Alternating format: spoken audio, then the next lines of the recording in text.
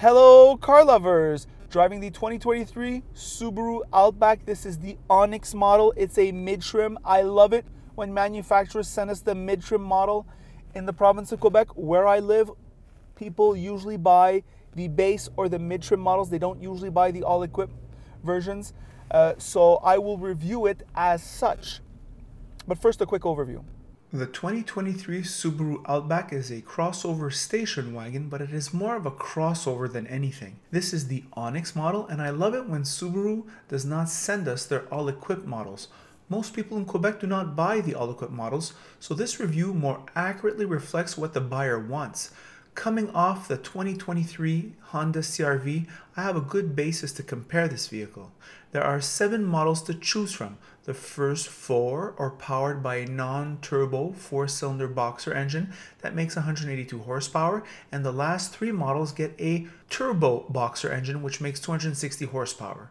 The Outback returns an impressive 9.2 liters in the city, 7.3 liters on the highway, at least on this non-turbo model. The Onyx is the 3rd model above base and does not really add anything substantial other than neat aesthetic touches and a fancier all-wheel drive system for deep snow and mud. For those of you wondering, the Forester is the compact crossover. This Outback is once again the station wagon, but it's really another compact crossover, and the Ascent is the mid-size crossover. The pricing is very competitive. Subaru is one of the few manufacturers that has held the line on pricing. This Onyx is $41,000 plus our excessive taxes. The only thing missing from this to make it an absolute bargain would be the Harman Kardon sound system, which by the way is available on the limited model, which is available for only $2,300 more, and you also get the leather seating. Subaru is one of those baffling manufacturers that the more you spend, the better the value is.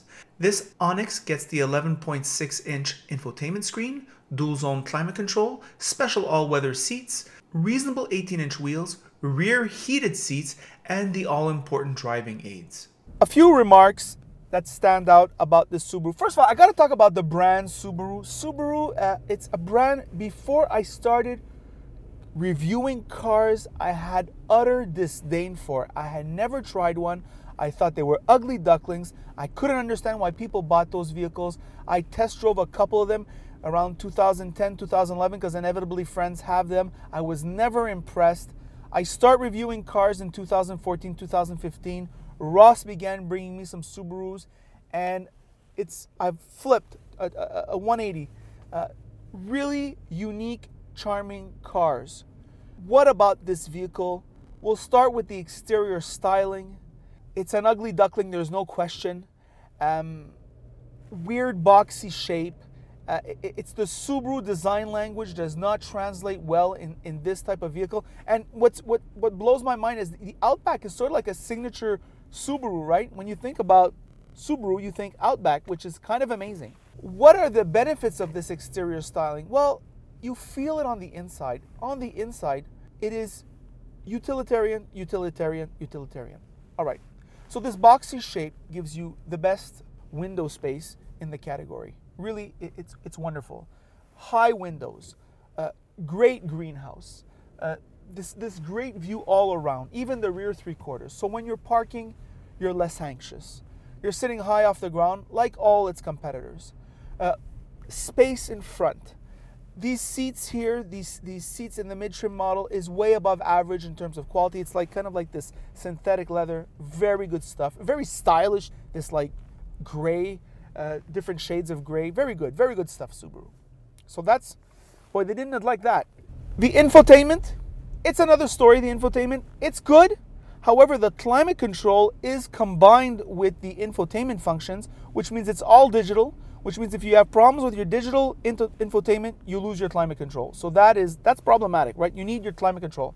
So it becomes a critical failure part, right? You've got to get it fixed now. The dash, simple enough to look at. The steering wheel, these Subaru steering wheels have been around since I began reviewing cars. On the Impreza, it's quality. On a vehicle that costs $40,000, you're a little bit whatever. Lots of buttons. So that's all I have to say about that. The materials used feel quality enough. I feel as a detailer, when I'm looking at this interior, I think minimal maintenance will keep this interior looking brand new. Very good on that level. It feels durable. There's just a durable feel, appearance to the Subaru interior. There's no question. Plenty of space sitting in behind myself. Very good. Big trunk. That's great. The four-wheel drive system of Subaru really reassures for the winter, right? I mean, here in the Montreal Trail, we're going to get a snowstorm tomorrow. We don't even think about it when you have a Subaru, right? You're going to get in, you're going to get out, there's no problem. The four-wheel drive system and a good pair of winter tires, and you're all set. The control weights, I don't know if it's because I'm getting older. It seems to me that they're a little bit too soft, right? They're just a little bit too soft. You're not going to tire yourself out doing the regular routine, that's for sure, because of the soft control weights, but they're just maybe a little bit too soft.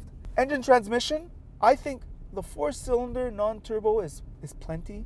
Ross is getting 8.7, 8.8, and there has been a bit of city driving, though mostly highway driving. The transmission doesn't draw attention to itself. It is slightly more noisy on the highway than, let's say, the CR-V, which I tried recently. So on that level, you pay for the shape, I think. You hear a bit of wind noise, but it's not a deal breaker. The quality of Subaru, that is to say the reliability, seems to be creeping up as time goes on, though when you do repair a Subaru, it costs a fortune. So there's that to think about.